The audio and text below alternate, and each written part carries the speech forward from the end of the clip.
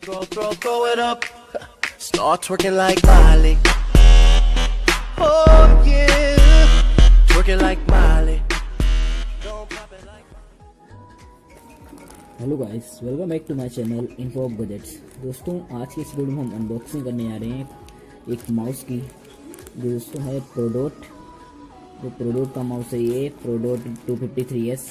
दोस्तों एक virus mouse है, वायरलेस, जिसमें वायर है, इसका वायर में माउस है।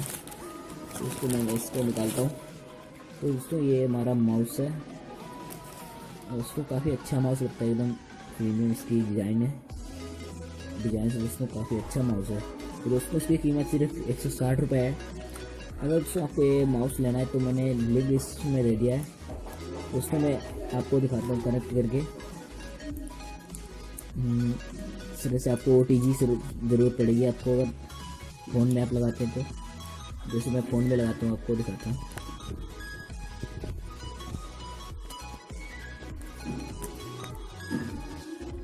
तो मैंने इसे कनेक्ट कर लिया, आपको दिख रहा है वो लाइट जल रही है, इसकी लाइट जलने लगी है। बस दोस्तों इसी तरह से आप अपने फ़ोन को कनेक्ट कर सकते हैं। मैं आपको यहाँ पे रिकॉर्डिंग कर रहा हूँ, आपको दिख रही है। दोस्तों आपको अगर खरीदना है तो वीडियो नीचे में लिंक दे दिया है आपको डिस्क्रिप्शन में, तो आप ज़रूर जाके वहाँ पे चेक कर सकते हैं।